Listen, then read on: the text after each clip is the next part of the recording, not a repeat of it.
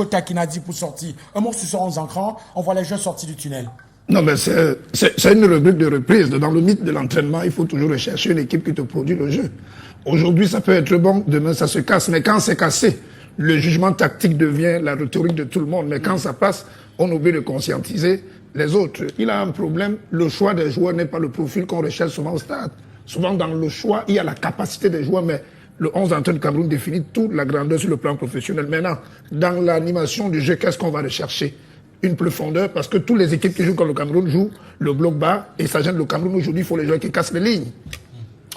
Monsieur, on va prendre la direction du stade Amadou Ahidjo de Yaoundé pour vivre l'entrée officielle des équipes et des acteurs sur l'aire de jeu. On rappelle l'enjeu, le Cameroun doit s'imposer et croiser les doigts pour avoir une contre-performance du Cap-Vert du côté de Praia. Le Cap-Vert qui affronte les Swatini dans le cadre de la dernière et la 10e et dernière journée de cette campagne de qualification de la prochaine Coupe du Monde de Canada, Mexique, États-Unis 2025. Monsieur, on va faire un pronostic. 2 secondes. Cameroun, Angola, pronostic. 90 minutes. Au premier mi-temps. Non, 90 minutes. Moi, 3-0 en faveur du Cameroun. 2-0 en faveur du Cameroun. Je pense que 2-0 va suffire, parce que quand Cameroun marque 2 buts, ils mettent la base sur la défense. Billy. 3-0 en faveur du Cameroun. On prend la direction du stade Amadou Ahidjo pour l'entrée officielle des acteurs. A tout de suite. Soit l'Angola, Stade Omnisport Amadou Ahidjo de Yaoundé, qui n'est pas celui des grands jours, avec un public qui a semblé bouder les lions indomptables pour s'être mis dans une situation embarrassante, car malgré une victoire que Grégoire Oona, Samuel Teufis et autres suivront depuis les tribunes, eh bien, ne permettra pas au Cameroun d'aller directement en phase finale, à une seule condition, et au cas où les Ouattini venaient à opérer le miracle à Praia en accrochant le Cap-Vert, en réussissant un match nul ou en battant le Cap-Vert, chose la moins évidente à observer. Les favoris sur le papier, c'est bien le Cap-Vert, premier de ce groupe, qui pourrait prendre le dessus sur les Swatini. Le Stade Omnisport Amadou Ahidjo de Yaoundé, dans sa stature depuis 1972, il a connu des murs. Voici son faciès, voici son visage actuel. Le Stade Omnisport Amadou Ahidjo de Yaoundé, donc de ce jour, pour la conclusion de cette phase directe des éliminatoires de la Coupe du Monde.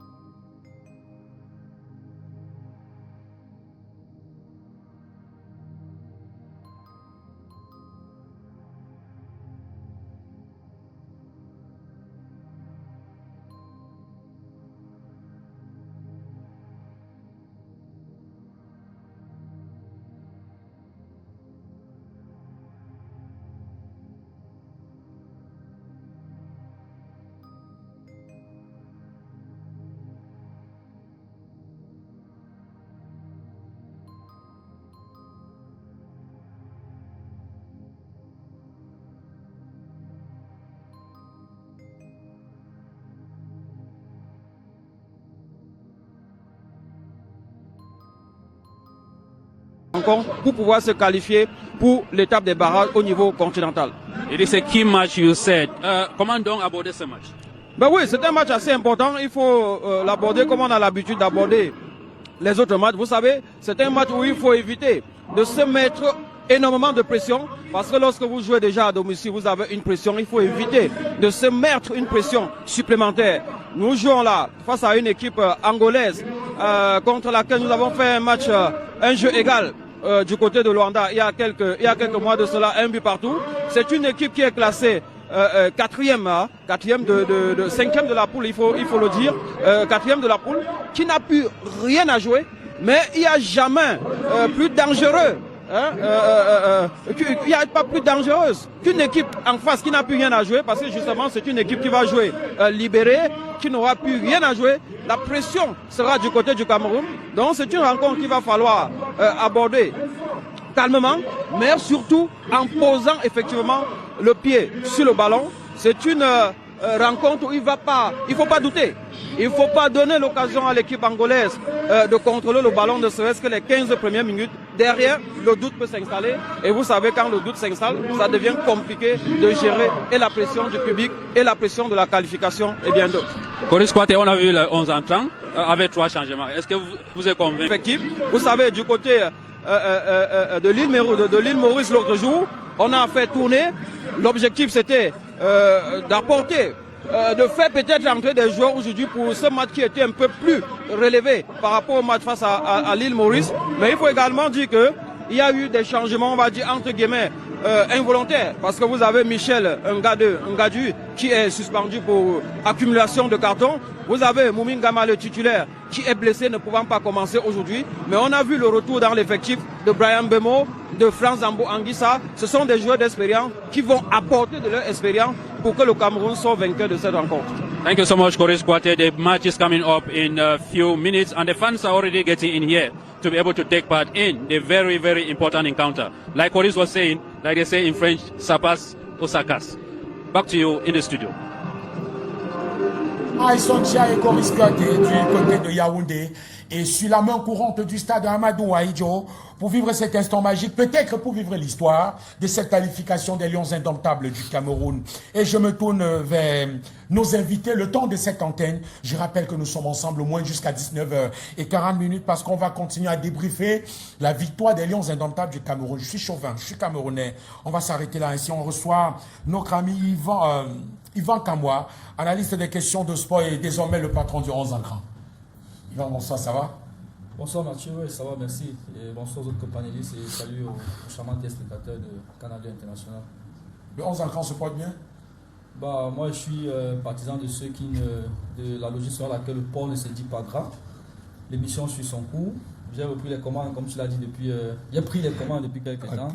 Pour les raisons à lieu place d'Alain Denis. Pour les raisons qu'on sait, lui aussi a pleuré par le décès de sa maman. Il fallait bien continuer les activités. Donc, c'est avec beaucoup de plaisir que je conduis désormais les rênes de cette charmante et belle émission sur CFoot. Merci infiniment. On regarde vos taux d'audience. On constate que vous êtes énormément suivis. Merci d'être présent, mon cher Yvan Kamwa. Autre invité, c'est un ami du service des sports de Canal International et Sud FM, Billy Otto. Billy, bonsoir et bienvenue. Bonsoir Mathieu, bonsoir à tout le monde. Tu vas bien? Je vais très bien. Merci infiniment d'avoir répondu présent. Le coach Moussongo est avec nous. Coach, bon après-midi et bienvenue. Merci Mathieu, je suis très content d'être là.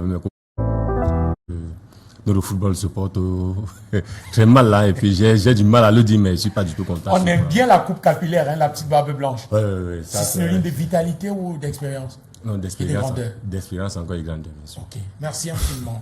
Coach, autre invité, c'est le coach Takinadi qui nous rend visite cet après-midi.